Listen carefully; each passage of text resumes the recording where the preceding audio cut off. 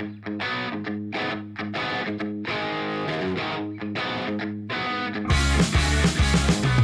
set up a time to meet prior to when we start. When you show up 3 minutes before you start,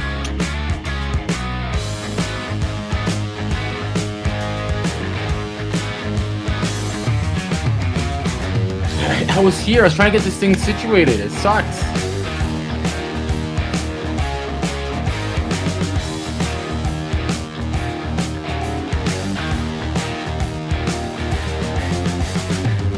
I show up typically an hour before the show.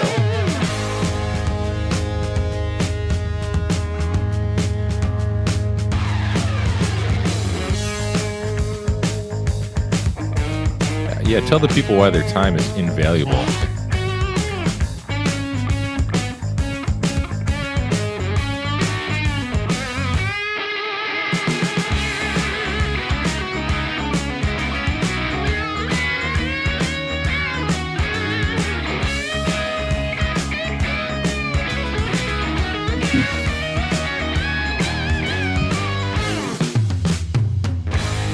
You just found the most downloaded HVAC entertainment podcast in the world. Welcome to the HVAC Overtime show, everybody.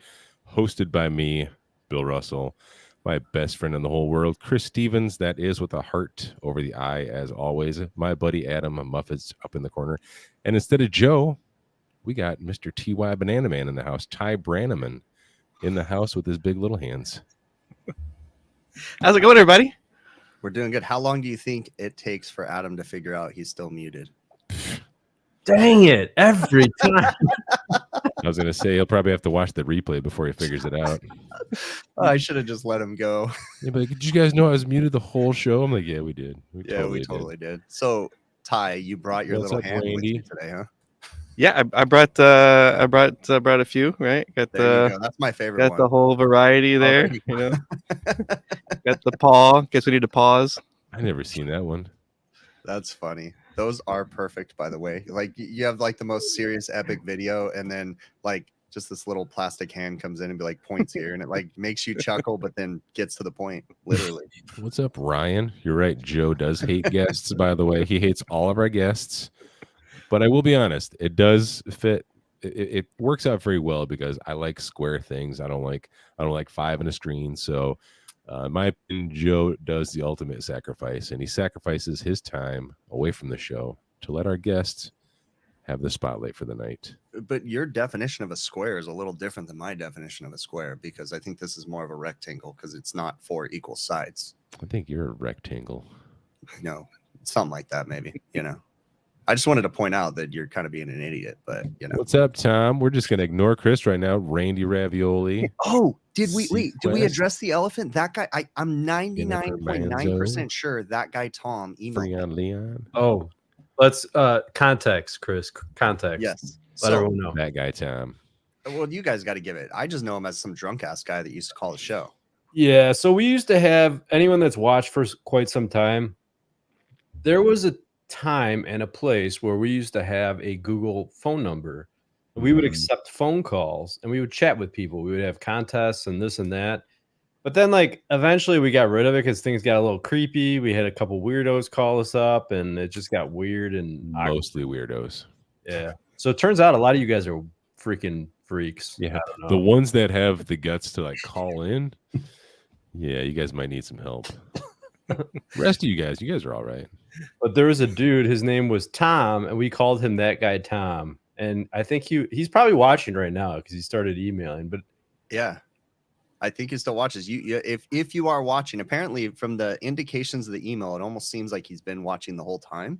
I bet he's watching right now, just like squeezing butter between his toes, taking bites out of candles, and throwing hammers at the wall.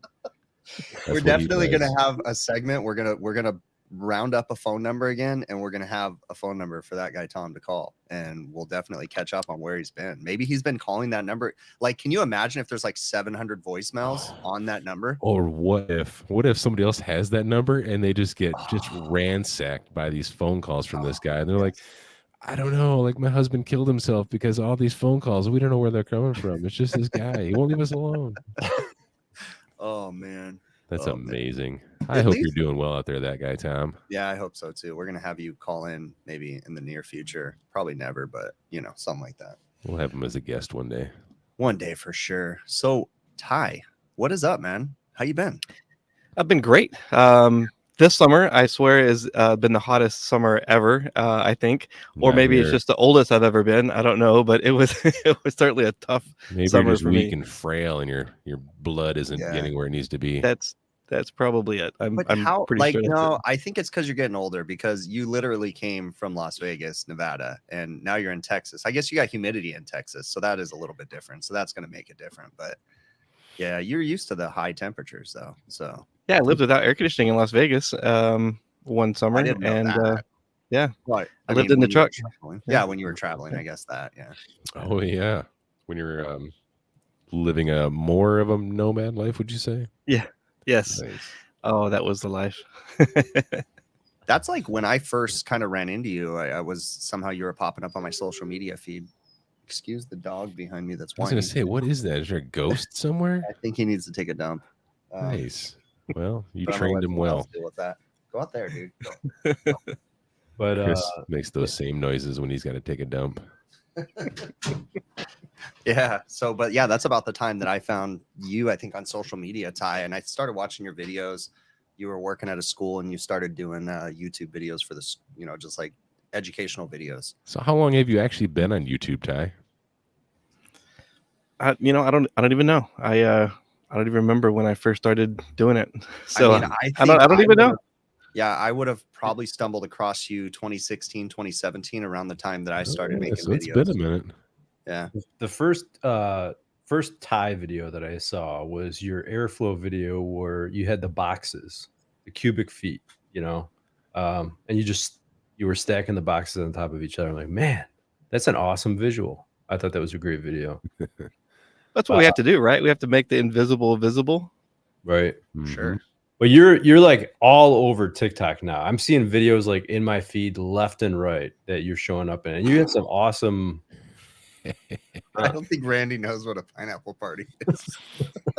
It's a group orgy, Randy. It's where everybody gets all slippery like a bunch of slippery snakes, and they just slippery snake. they just get inside of each other like a slippery snake Oh God. with boners. Oh, All right, so back to sidetracked Ty that. here. Let's get back to learning.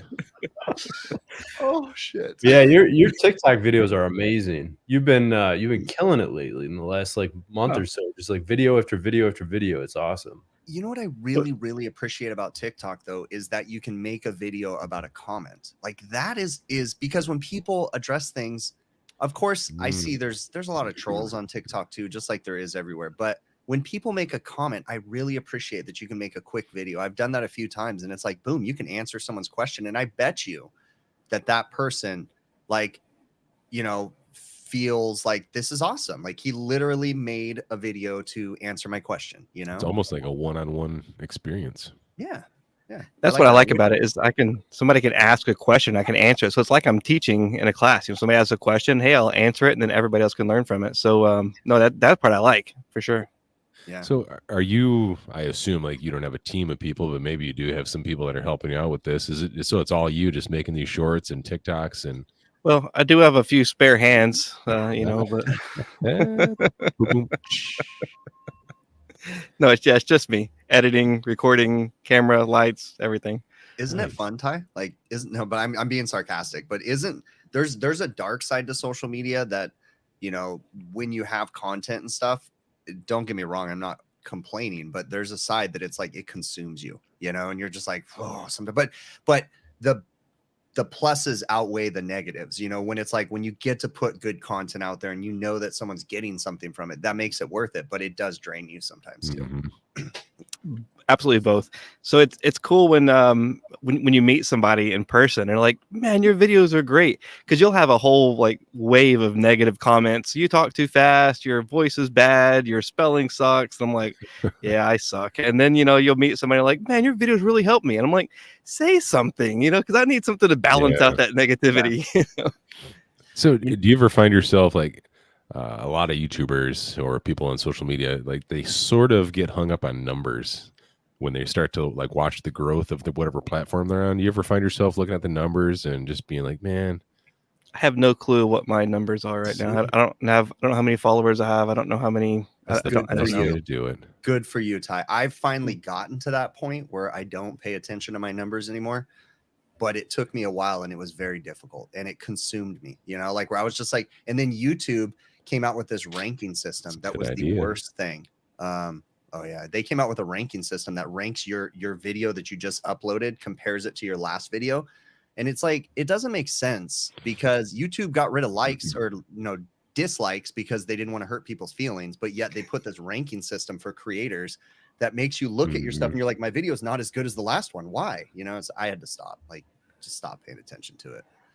Yeah, I don't. My whole thing is I did it to because I wanted to help people. I figured if people are getting into all this debt to watch videos at college, or they're paying to watch me and I'm not getting paid for it, and if I want to work for free or cheap, then I should just make it open to everybody. So that's why I started really sharing it. And then somebody had an intervention with me and said that I needed to turn on monetization, and I'm so glad that I did because I really didn't want it to be about money. Yeah. But man, I tell you what, that income has been like the difference between time. Yeah. Oh my gosh, there's been times it's been like really tough because teaching never pays good anyways, and but that's what I enjoy doing, so it's okay. So talking about teaching, for those that don't know, Ty is an educator, obviously, but has been an educator on an institutional level for many years previous to what, 3 years ago that you? Yeah, I think it's about 2 or 3 years ago I stopped. Yeah, he stopped being an institutional educator and became an educator, on social media and, all the platforms that he's doing now. But let's talk about that. With the education, one of my biggest frustrations with the education system is that there is good teachers out there. There is a lot of good teachers. Unfortunately, there's good teachers. There are, sorry, Captain Grammar Police over there. But I feel like there's also bad teachers, and there's also bad schools that drag them down. There's schools that are constantly just worried about money. And I had a friend that was very involved with an RSCS chapter with me, and we were both on the board and doing stuff. And he went to work for a local school. It lasted for about 3 months because they wouldn't let him flunk a student. Like he was like, I this kid cannot pass this class, and the school basically said, he passes or you're fired. And he's like, well, then I'm just going to go ahead and quit. Ridiculous. And absolutely. And that's the bummer. I get it that you want to empower people, but at the same time, you also have to be real with these students and let them know, like, hey, I think you need to redo this semester. Like you need some more education. You can't just pass people along.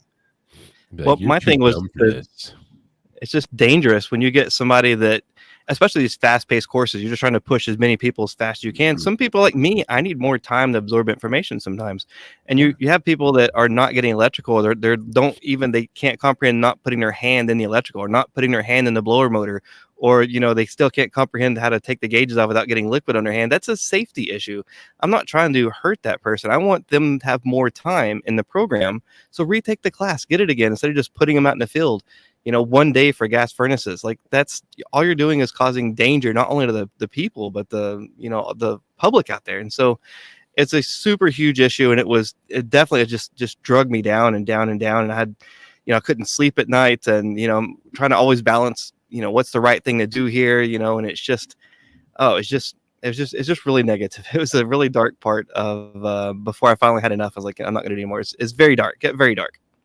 I was during COVID, a lot of schools really struggled and they didn't know what to do, especially the schools that had older people that were teaching the classes because they didn't quite know the online platforms and how to jump onto Zoom calls. And I had one of my local schools reach out to me and they wanted me to teach for the school. And I was like, I didn't feel qualified to teach, but I said, I can help you guys out like in different ways. We can figure something out, but I can't run a class by myself. And but when it came down to it, they couldn't hire me because I did not have a bachelor's degree. And I was just like, you're literally asking me for help. And because you're more qualified than the guy with the bachelor's degree. I mean, that's an argument to be made, but still, I was just dumbfounded. It's like, come on, you guys have to make concessions here. Like, you guys have to know that don't get me wrong. I'm not knocking someone that has a bachelor's degree. Good on you. Any education is better than no education. But at the same time, when you're teaching technical classes, they need to have real world experience and not, again, I know there's good teachers out there too, but they can't just have a washed up service tech that became a teacher because he couldn't make it as a service tech. Like, unfortunately, there's a few of those, that are teachers, and it's like, oh, this sucks, but I could tell you guys things that would just make you cringe of how the administration works and things that go on behind the classroom and how they enroll people, but it's super dark, and I don't want to take everybody down that. So just know that schools aren't advertised. They're not doing what they advertise. And somebody said about for-profit, and like for-profit, it's bad. And I know that there's some good schools out there. I know like Be Trained Byron, like there's the guy in Arkansas, doing really good stuff. So there's people out there doing good stuff. And there's community colleges that are very, very affordable programs that do, have tons of stuff. So there's good stuff out there, but it's a very dark spot. So I'm always thinking, how can I help people? That's how I got in education, because I wanted to help people. They were coming out of school not knowing nothing. So I spent all these years trying to make a difference. And that's why I thought, hey, let's get on social media and start teaching there. And now TikTok and, whatever it can do to help people, because people have helped me. People still help me. I got Chris, I call you when I got stuff. And Adam, I call Adam about questions and stuff. And I mean, there's so many great people. It's always like, hey, Ty, I'm going to help you help you understand this. And I want to be able to give that back. And that's the cool thing. Like, when all of us were coming up, social media was not a thing yet. Social media, you were not having Facebook groups with people. You did not have the HVAC school group, right? Which is actually when I was coming up, like that's where I learned, was watching Chris's videos. I watched quite a bit of Chris's videos when I was coming up, because that was like, I don't know exactly when you started, Chris, but I remember watching your videos when I was up on the roofs of some of these original Wendy's restaurants that I was working at, just watching them. And I'm like, oh, that's how it does this, or that's what I did wrong, or this and that. And it was I think, and very helpful. I don't really see myself as like a traditional educator. I'm not ignorant. I know that people get value in different things, but I think that more people that accept the fact that they don't know everything and just put themselves out there, try their best, then there's some value that people can get from that. And that's what I see myself when I put my stuff on social media. I'm not the best. I just try my best, right? And I just put it out there, and I try to acknowledge when I know that, like, hey, this isn't the best that I could have done, but here's why I couldn't do it this way, and I just make people, just understand that you can't always be perfect, but you want to strive for it, got to be real. So, hey, Adam, why does your wife have her arm in a Pringles can? Just wondering. So, hey, kind of changing the topic a little bit. I know we talked about this last week. I wanted Ty's take on this. How do you get people, people coming up in the trade, maybe somebody that's been in the trade for a long time? How do you inspire them to want to learn? Yeah, do we have this question from last episode, right? Yeah. Wayne, what's his name? Well, it comes down to building curiosity. It's and it's not an easy thing to do. You kind of have to learn how to get people interested in it. So, for example, yesterday I was talking about the refrigerant boiling an evaporator. I had a guy that was all upset. No, you shouldn't say it's boiling because that's too advanced for them. Well, I think our first thing is saying that things are too advanced. Right now, we have a generation with a massive amount of information at their fingertips. Like, they can learn whatever they want to learn. So assuming that they're not smart enough or can't figure it out is our first mistake. Because back in our day, we didn't have that. So that's one thing. But the other, use those words. For example, it's boiling an evaporator. Then that leads to new questions like, well, how is it boiling? It's not hot. And then that leads to, well, let's talk about temperature pressure chart. Let's talk about pulling a vacuum. Let's talk about, atmospheric pressure and making water change. So it leads to a whole bunch of stuff. And what's great about that is you're not going to have all the answers. And it's okay. But you can say, hey, look, tell them to go find a video on it, because they'll find it quicker when we can. And then you start having to figure out the stuff on your own. So when you go home, you're thinking, man, I got to have an answer for this guy tomorrow. I don't know what it is. So then you're going home and you're thinking about stuff, and then you're learning. I've learned more by teaching than I ever have taught. Like, it's just every time you have a class, you got it down. There's somebody else has a new question, and they're like, hey, I want to understand this. Or I don't get it that way. I used to compare things to automotive all the time. Well, now we have a whole generation of people that didn't work on cars. They don't get the automotive reference. So I have to figure out another way out to explain it. And then that makes me have to go to a deeper level. So you learn more by teaching, and it's great when you get somebody that's interested in it. Now, I know we got a job, we got to get things done. We don't have time to, go through every single step, but we can just simply say, look, we have to get this done. We'll talk about it later, but we have to do this thing. And then on the drive back, you can say, look, sorry I had to snap at you, but we had to get that job done. I'm stressed out. I'm sorry, but let's talk about it. And then you can talk about it, or talk about the next day. And that way you can still get the jobs done, and you can still build up that new generation, and you can still learn yourself.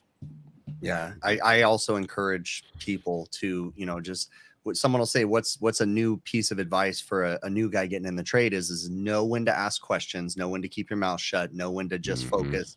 It's going to take time. And I understand that too. For me, everybody's different. When I would have an apprentice riding with me every morning, he'd want to talk my ear off. And I had to just finally say, hey, dude, you got to give me 30 minutes in the morning. Give me 30 minutes to wake up. And then after that, I'll talk to you all day long. Did you put your finger on his lips and go, I would lick my finger first like that. And then put it on his lips. Oh, even better. You'd be like, oh, that tastes like lip gloss. Yeah, exactly. So Ty, that was what lipstick I'm wearing today. The biggest question that I always have for what I consider experienced educators like yourself, how do you inspire people to want to learn, to want to do better? Because that's a loaded question, I know, but we all probably have had some experience deal with these guys where they're just like, I can come in and just change filters and do this and make decent money, so why would I want to learn? Put in the fundamentals. That's you have to make it. You have to figure out how to make it. First of all, I try to find out what drives them. So anytime I start any class, everybody do an exercise of what are your goals? What do you want in life? And so we wouldn't even move forward in class until everybody wrote down what their goals were. Maybe it was a house, maybe it was their kids going to college, maybe it was a car, whatever it was. I had them write the goals down. And then I had them put their goals in a note card in their wallet. I had them put it one in their bathroom, their cars, like anywhere they could see it so they could stay focused on their goals. So if they knew what their goals were, and if I knew what their goals were, I could lead them there. Maybe their goals was fingers in place, like whatever the goal was, I could get them there to that point. And if somebody didn't have goals, I couldn't get them there. But if I knew what drove them, then I could find out a way to get them. Hey, I had students before that they didn't want to do HVAC at all. They wanted to do music. And one guy wanted to build a recording studio. So I went and studied recording studios and found out the stuff and found out the air conditioning side and started saying, hey, if you do this, you can make enough money to do that. And then how to, work it together. So that way, once you knew what drove them, then you had that hook. You could take them to that next point. Or the other thing is somebody's changing filters. And this is a big one because somebody's changing filters. And we're like, yeah, they're just a filter changer. And then the employee themselves like, yeah, I'm just a filter changer. I'm just a maintenance tech. Does anybody know what happens when you don't change a filter? Like, have we seen that? Like anybody? I know I have. It's horrible. That job is absolutely super important. Sure, it may not be a great paying job, but that's a greatly important role that we have. And we need to say, hey, look, your job is important. Like what you're doing is important. We also want you to learn more stuff, but what you're doing is absolutely important. You're not just a filter changer. You're somebody that's keeping coils clean so that we don't have to come back and clean them later, saving efficiency, energy, blah, blah, blah, blah. The whole list goes on, but they're not just somebody. They are somebody that's starting their career. So giving that respect to them, I think is a big step.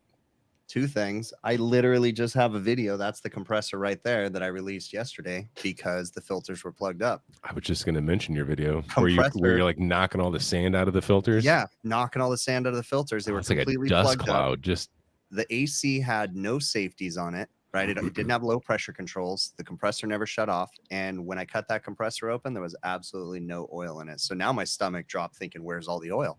Oh crap! Now it's going to be in the new compressor." But when I was coming up in the trade, I was going to bring up a point too. We have to remember too, as a business owner, I struggle with this, and I have to learn to let people. I have to learn to lose money, and what I mean by that is, when I was coming up, I used to be a filter changer. I used to literally in junior high school, my dad would send me to the roof with the filters and the belts, and I would change filters, change belts, and drain swamp coolers and clean them.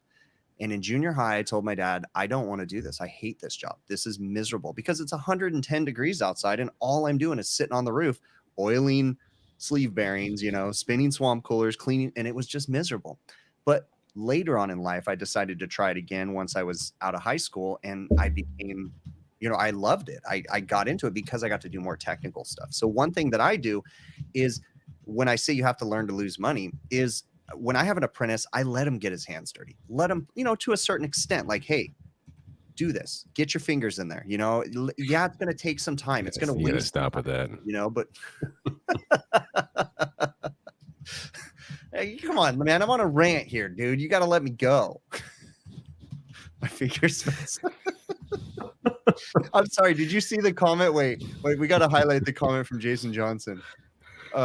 Ty, when you were talking, you were on a rant. Jason Johnson put a comment in here, and that's why Adam started cracking up. Right after we were talking about your finger smells like right after. Jason says your finger smells like pineapples and butthole. When I said I licked my fingers and put it into the guy's mouth.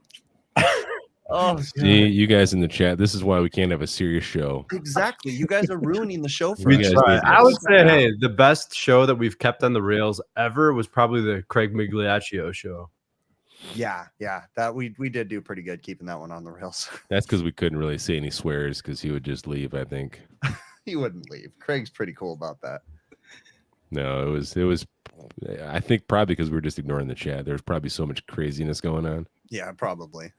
So that's the best when you have a class that like they don't get their feelings hurt and they realize that they can just open up and and talk freely. Oh man, especially a night class where there's no administration around. We have some of the most fun stuff. Like it's like, hey, nobody's getting their feelings hurt, right? If you do, we'll talk about it later. And then we just get to have fun and just be tradespeople. It was there's some fun times. Because I feel like once you understand, like, hey, you know what, it's okay to bust people's balls and stuff and give them a hard time, then it's all right to ask dumb questions. I mean, I do it all the time. I'm constantly asking what I consider in some rooms where everybody's smarter than me, I might consider it a dumb question, and it's okay. You have to be in a safe place to do that, though. Mm-hmm. Everyone has to feel safe, You have to be very secure with yourself too, and just understand, like, this is who I am. It's part of my growth as a technician, as a person. I wasn't born knowing stuff, so I have to ask. There's a line though. There's a line like in the workplace and that where you can go too far and people will get, I don't know. I don't think you can have lines at the workplace anymore. I don't think that's legal in any of this, even in California, right? The lines. Yeah, you can. No? Yeah. You can't. Your employees basically own your business. That's pretty much how it works. Pretty much. So we have to change a topic here real quick because I like to make things about me. We have a tropical storm coming to Southern California for the first time in almost 100 years or whatever. And I'm wondering if it's going to be all hype, but I don't even know how to approach that. Like I'm just going to sit here and wait. I'm not going to do nothing. So just hope my trampoline doesn't Pop-Tart. So you make sure you have plenty of beer. You want to make sure you fill up with your bathtubs. You want to make sure that that I mentioned beer, battery for the radio, I've got beer, and then you want to make sure you get your psychrometer. Do you have wheels on your house?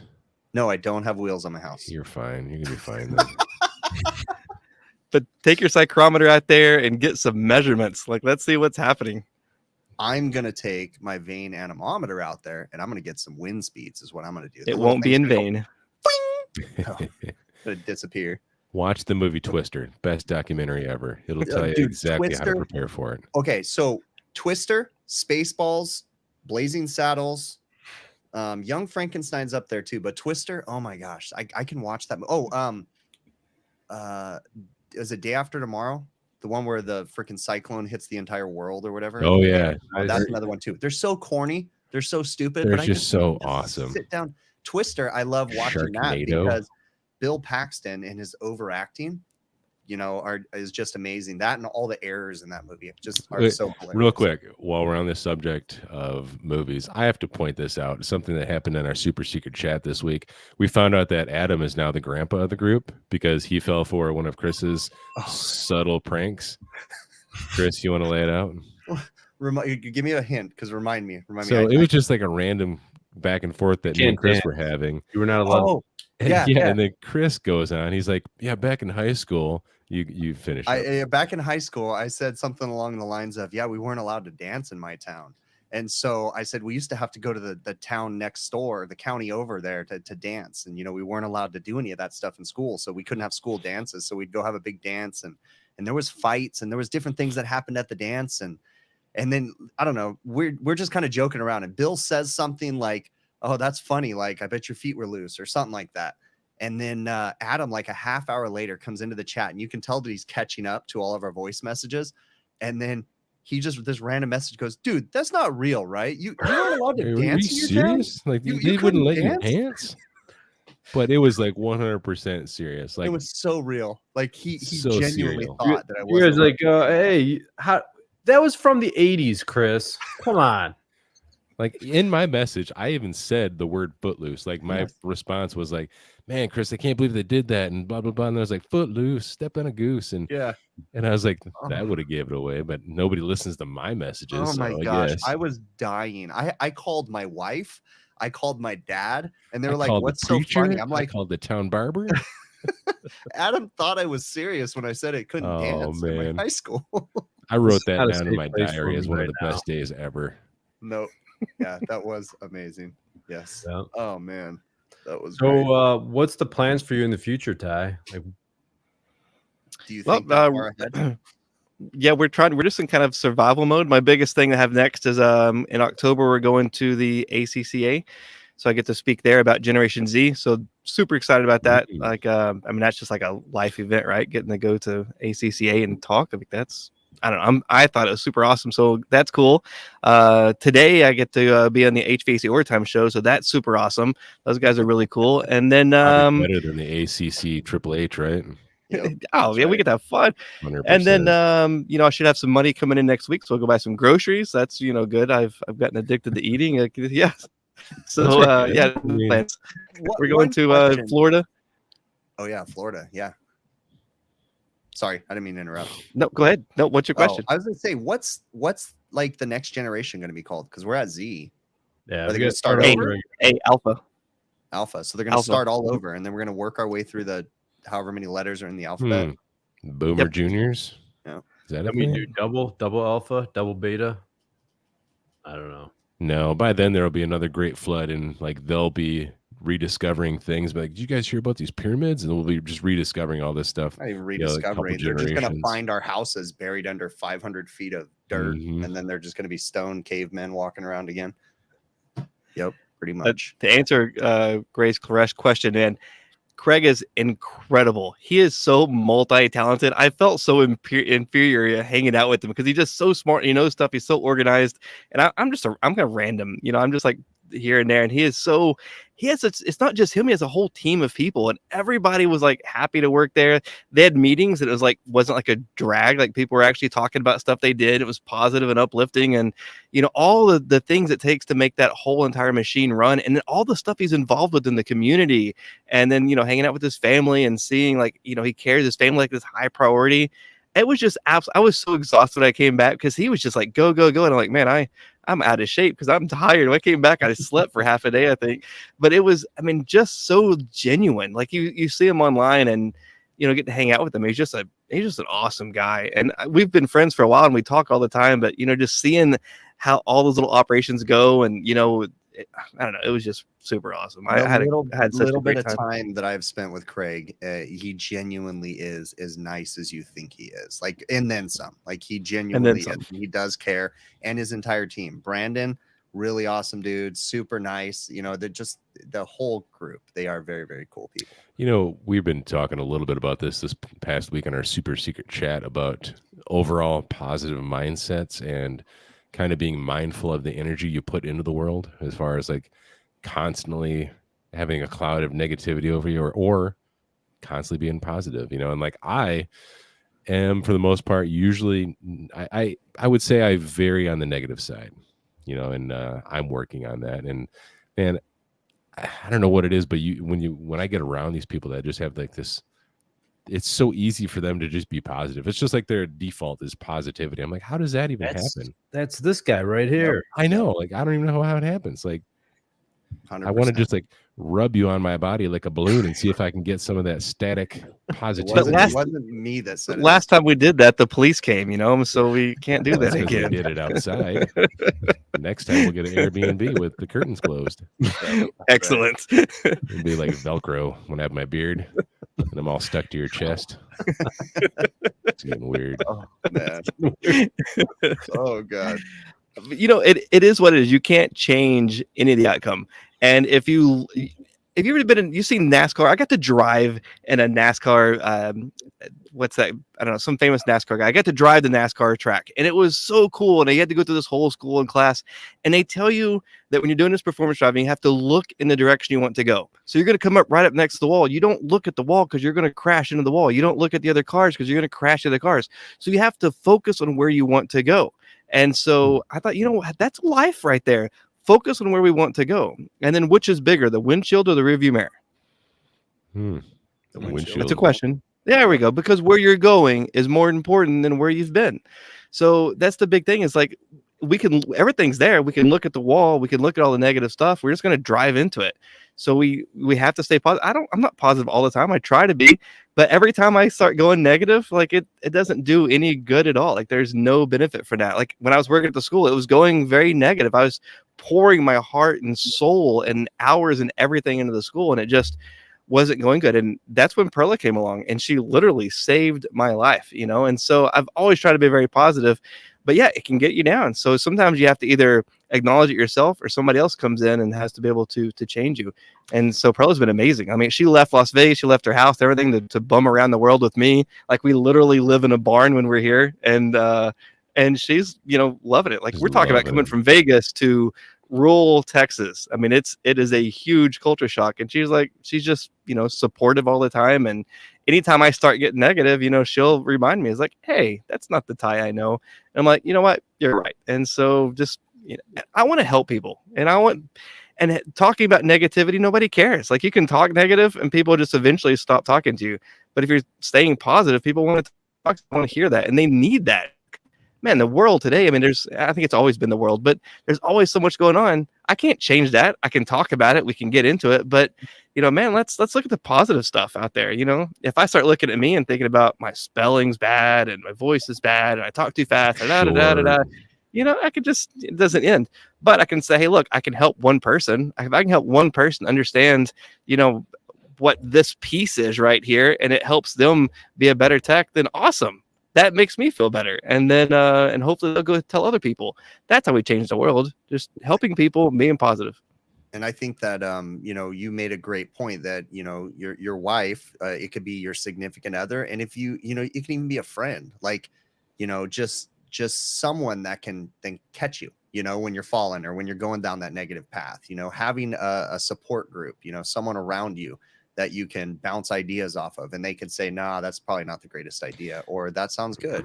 It's really important. I don't know if I heard this in one of my Audible books, but somebody made a good comparison to like the way we behave and the behaviors we have and the behaviors we form through our lives, sort of like a mountain that's covered in snow. When you're born, all that snow is nice and smooth and clear, but as people ski down it and make ruts in the snow, which are behaviors and patterns, it gets harder when you're going down one of these patterns to all of a sudden shift and make a new pattern.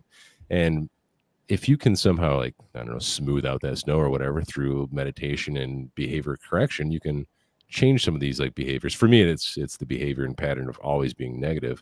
But I always thought that was a good comparison. I feel like I just got self-help or something by listening to you talk. Invoices. If you go, I got some of the business groups, I try to stay off there because it's so much negative, but I need to also understand what's happening on the business side. And you hear all the struggles and all the stress these people go through, and they're stressing everything out so they can have all the stuff to show, but a lot of them, their lives are miserable. Look, if you're in that group, I'm sorry, I'm not targeting you, but it's miserable. And I see other people that work so hard and their boss doesn't care, and they're miserable. And then people come to me like, Ty, on your own private plane, Ty, like they got planes. But they don't have I will never know. They lose that plane, and also they're having a hard time paying for those events that they had, and they're having a hard time paying the speakers that they had come to those events. So a lot of it's just for show. It's a facade. And some of that stuff you got to be careful listening to those people. Yeah. So. Oh yeah, it's and then all they do is talk trash about other influencers that do the exact same thing they do, and none of them are about teaching or training people, and that's fine. Like whatever they want to do. But for me, it's like when I get to meet people, like one-on-one people, Dave I don't know how to say Dave's last name. Joe Handalonsa. Like, he's awesome. Like, him and my wife are speaking Spanish. He's just this cool guy. And I go over to Mississippi and Louisiana and all down through there and get to meet, all these cool people. We get to meet Chris Hughes, and he just like drops everything and takes us into the city and shows us around and brings up some more family people and just like, oh, and here's this and here's that, and it's just amazing, the people. And so, yeah, we'll be sleeping in the car and traveling around and spending we'll eat ramen so that we can have one more day on the road, because that's one more person that we get to meet and hear their story. And then they're so excited you get to visit them. And we're just so excited that people make time for us, because we're very random. Like, I love it when I call Chris, I'm like, hey, look, we're happen to be in town. He's like, oh, we just happen to have some free time, because some people they won't meet you because they have very scheduled and structured lives. And that's okay. But, when you get to just show up and, like, hey, Chris, we're in town, let's hang out. It's like, oh, yeah, okay, we might be able to, we might not. And, most of the time it works out. We get to hang out. And it's just so fun, just sitting and having lunch and talking. And, it's just the magic of the world, other people that we get to see. And I think for me, that's life, right? And when we're training people, that person that's looking up to you, you're everything to them. You don't care how much you know or don't know. They want to impress you. Even if they have an attitude, even if they're on their phone, you're the person that they really want to impress. So when you have that helper there, or the apprentice, what do we call helpers? Apprentices or learners, they're looking up and thinking, man, Bill is so freaking cool. And he is cool, right? Let's be honest. But like, Bill is so cool. Like, I want to be like Bill when I grow up. They don't see all the negative stuff. And then so sometimes when we say something to some of these people and it's like, oh man, you're such an idiot, and we don't mean it. We're just like fresh at the point, but that can have way more of an impact than anything. So, and I learned a lot of that from teaching, having things I would say, I didn't mean it to hurt anybody's feelings, but it does. So I've learned to be, how to talk to people, how to meet people, because I'm the same person. When I get to go out and somebody makes time to have, a beer with me, we got to meet Eric when we were going through northern Nevada, and he just like, hey, look, he just made time. I got to meet him and his wife, and it's just, there's so many awesome people. And if we just make a little bit of time, that's awesome. And look at all the people are here. They're not here because they want anything particular. They're here because, man, this is our community. Like, these are people. Like, look at all the cool people, not in the corner, but at the top over here, Bill and Chris and Adam. They get to talk to you guys, and then the same people in the chats, they go to other groups. That's awesome. Like, we have a community here. We do. Yeah. Uh-oh. Bullshit. We lost you there for a second, but we got the gist Oh. of it. We heard jumble, and then we heard bullshit. So.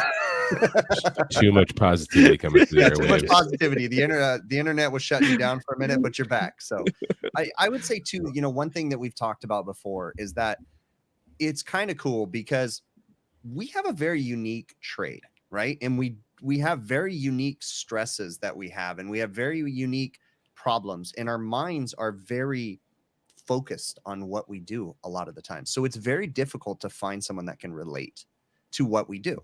And I think that's why we've all connected, the group of us as a whole, right? All the people in the chat and everything, because you know what? We have similar interests. We all work on the same kind of stuff. We deal with the same weird complexities. We deal with the same customers, and we have the same stresses in life a lot of times too. The more you put yourself out there, the more you realize that there's other people like you, and social media gives us the opportunity to meet these people. I never would have known Bill, Adam, Joe, Ty, any of you guys. I might have seen you at a seminar, but we wouldn't have talked to each other. We would have just been focusing on the seminar. Nope. So this is awesome what has become of all of this. I would have been too intimidated to talk to Bill. He's like, he's got the glasses, the deep voice, but I'd be scared to talk to him. And now we get to go hang out. Like, how cool is that? Yeah, it's great. But the scary thing is that if you rat on my shoulders, like in a conference, he wouldn't have been wearing the glasses, and he looks like he has laser eyes that are going to stab you in the face when he takes his glasses off. So they're basically dead. There's no emotion, and that's why I have to hide them behind. They're glasses. like the prettiest blue eyes in the world. So it's kind of scary. Yeah. That was an awkward silence right there. I was letting it roll. You were just going with the pretty blue eyes comment. I just got lost in my own thoughts. I want to go back to something Ty was talking about earlier about like sitting down and like having a beer and like being in the moment. Now this is going to kind of get off on off of HVAC stuff and sort of get into Cooler Heads podcast I territory. was thinking the same thing. I was going to bring up something Cooler Heads like. Go ahead. Yeah, so we'll just dive into this real quick because I know Joe is at home just yelling at the TV monitor. Yeah, And, real quick before you get into that, everybody, if you guys didn't know, Joe is not here today. I'm sorry to inform you, right? But he's literally watching this, and he's probably going to comment right now too. So he did. He's mad. LOL. yeah, so He's just like, so you need know. to talk about HVAC, Bill. You're not on that other, God bless him. There he is. See, there's Joe right there. He's literally watching the show Grumble, right now. grumble. So Yeah. talking to his All girlfriend. right, bring up Cooler Heads. All right, go ahead. So going back to something Ty said earlier about like being in the moment and just like enjoying this moment and eating ramen just to stay like an extra day and like spending time with these people, like I can't tell you how important that is. And that's something to this day I haven't fully understood or learned how to appreciate. Anytime I do get an opportunity like that, even like the couple years ago when I was down at the symposium and I had this amazing time and I got to meet all these amazing people and I was right there in the moment. For the most part, I was there, but there was still there's always this other side of me that's like, don't forget about this, Bill. Don't forget you got bills to pay when you get home. Don't forget about this other crap going on. Don't forget about this. So there's always this nagging voice of negativity in my life, and that's to this day is something that I'm working on changing. But if I could give anybody some advice, what Ty said was just perfect. Like that's living your life. That's living your best life. Enjoy the moment. Forget about all the other shit. I strive to be able to do that because I struggle living in the moment. Oftentimes, people may think that I have this. That's the guy. If you but I follow struggle. Chris on social media, yeah, he struggles to be in the moment. Yeah. Give me some examples. Okay, let's talk about every year for the past 10 years. You guys, your family posting like matching Christmas pajama pictures in front of Yes, the Christmas tree and that. No. That would never happen if it wasn't for my amazing wife. My amazing wife is the glue that holds me together and pushes me up, just like Perla is to Ty. My wife is the one that makes me sane. Remember that time she went out of town and I sent her a message to mail you a sandwich? She did. My wife messaged she was out of town for like a week and a half, 2 weeks or something. And I told the guys, I'm like, I don't know what to do. We don't have food in this house. I'm going crazy. And so Bill messages my wife and says, Chris needs a sandwich. Can you mail him one? And then so she calls me. She's like, Bill says you're hungry. She was in North Carolina. That was great. She was so worried about that. She's like, oh my God, my Chrissy poo. Oh man. My Chrissy poo's tumblies rumbly. God damn. Yeah, good grief. Well, what were you gonna bring up, Adam? I was gonna say, we talked about, I don't know when. I feel like the weeks just like blur together, and we do skip weeks every so often in the Queen's Head podcast, right? But I think Brett brought up one time in the past, like us, the people in HVACR, like we're very technically whatever. We're always thinking about like, how can I fix something? How do I solve a problem, right? Like you try to find the issues and then suggest solutions or try to find the correct path to solve it, right? I get in trouble for that all the time because I try to solve my family's problems. That's what I was going to bring up with Ty. I'm like, do you run into the same thing, like being married to Perla? She comes to you with an issue and you're like, oh, well, you should do this. And she's like, well, because a lot of times just women, venting. She doesn't need a solution. Mhm. She's just venting. Yeah, so she wanted to make a birdhouse for her aunt, and I'm like, oh, let's do it like this, and I took over it, and then she started crying, and that's the first time I've ever heard her cry. Oh my gosh, I just would rather have been decapitated and and I realized I screwed up, like I did what my dad did to me, and I hated that, so I had to just back off, be like, hey, look, build it how you want to. I'll do it. Yeah. I have teenage daughters, and every conversation that I have ends in tears, and I'm like losing my mind, wanting to pull my hair. Like, what did I do? What did I say? I need to stop trying to solve people's problems. I don't know. That's what's coming down the road. Oh, it's totally coming, my friend Bill. Let's have some conversations about my that. My daughter is already just emotionally upheaved all the time. Oh, and then get a female dog that's in heat right now, and your life will be perfect, dude. Oh my god. Oh, dude, freaking! We have a diaper on our dog right now. If I brought her in here, she has a freaking diaper on, and you're like, I mean, I think my wife's going through menopause, so it's like the same thing. I shouldn't be laughing at that. That's one of those things I'm not going to laugh at, though, because I don't know. It's just true. Yeah, when we were traveling, our dog went into heat, and I was like, okay, you're right. Let's get her fixed, because that was a bloody mess. Like it was horrible. Like in the car when you're that's traveling. what the diaper's for. Yes, that's what we have a Oh, diaper for. And then my male dog I is didn't like put that a together. nut job right now. And you're just like, oh my God. Yeah. Luke, stop humping Rory's head. Rory, stop humping Luke's leg. Like every day, one of them's humping the other one. And you're like, come on, stop. Like, oh my gosh. Yeah. This really did turn into cooler heads and us bitching. That's a good point. Yeah. Let's get back to loving HVAC. I think that, it's probably time to wrap this up, but I think that to tie this up, I want to say something, tie this up, pun intended. We have to have a passion for the industry. And I'm going to go out on a limb right now. And I'm going to say, if you can't find a passion for this industry, if you don't have a passion for this industry, there's nothing wrong with finding something different to do. You should be happy in your life. You should be happy in what you do. And if you're miserable at your job, if you're miserable at the place that you work, there's only one person that has control and is responsible for you being miserable, and that's you. You have the ability to change your attitude. You have the ability to move on. You have the ability to change jobs, change careers, and everybody deserves to be happy. So find your passion, find it. If it is HVAC, then find something new. Start making content on YouTube, make content on TikTok. Who cares? We need more people sharing their knowledge. Also be open to criticism.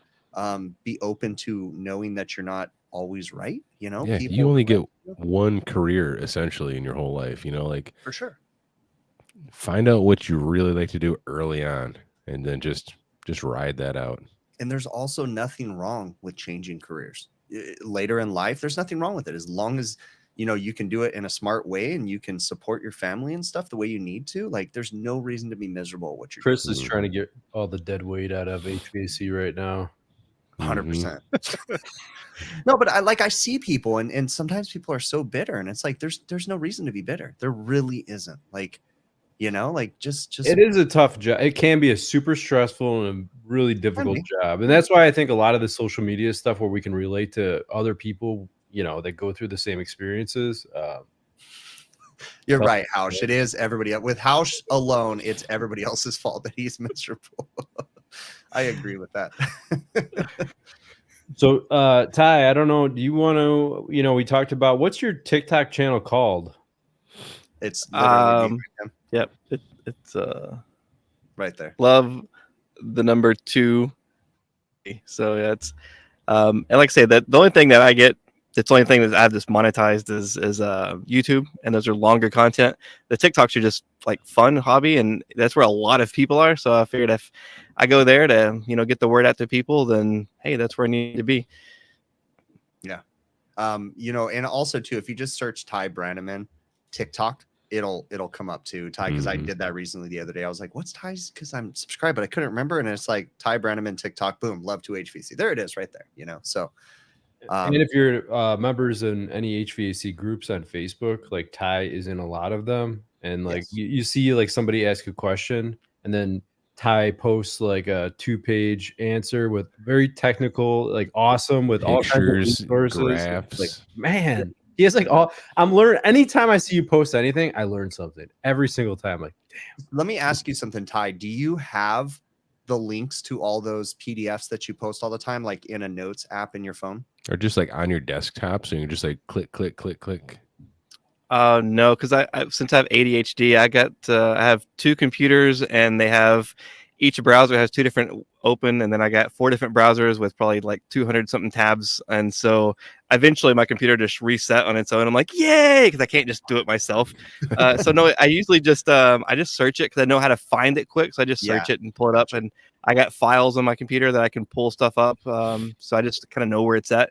I think the key is knowing where to find that information, knowing how to get it fast, and it's just easier. And I love the old books, but you can't carry those around. You know what we need to do, or someone needs to do, and I've mentioned this before, but there's a lot of people that don't understand how to search things on Google. You don't put in full sentences when you're searching something on Google. You just use keywords, key things, and you also have to know how to look at information and say that's irrelevant, that's irrelevant, that's irrelevant. ooh, that's a Copeland mentioned thing, or that's a Sporland mentioned thing, or so, you know, and then you could find information. But you know, people will ask me often, like, well, how do you find all these manuals? How do you find this? And it's like, all you got to do is ask the Google. Like, you just have to know how to ask the Google and how to search things up, you know. And yeah, they make great apps, you know, different companies that consolidate manuals and all kinds of stuff, but you can also find those on your own. You just got to do a little bit of research. A little tiny bit. Little tiny bit. Well, I think it's time that we wrap this up, guys. Why don't you take us out, Bill? Well, Mr. Ty Brenneman, thanks for showing up on sort of short Thank note. you. Thanks for being such a great sport. Thanks for everything you do for the trades. It is much appreciated. Thanks for bringing any little bit of positivity into the world that you can muster up anytime. We're always willing to listen. Thanks for being you. Thanks for being you. We should I think that we should end every show with positivity like this. We should. Thanks for I being said fuzzy in all the right peace. places.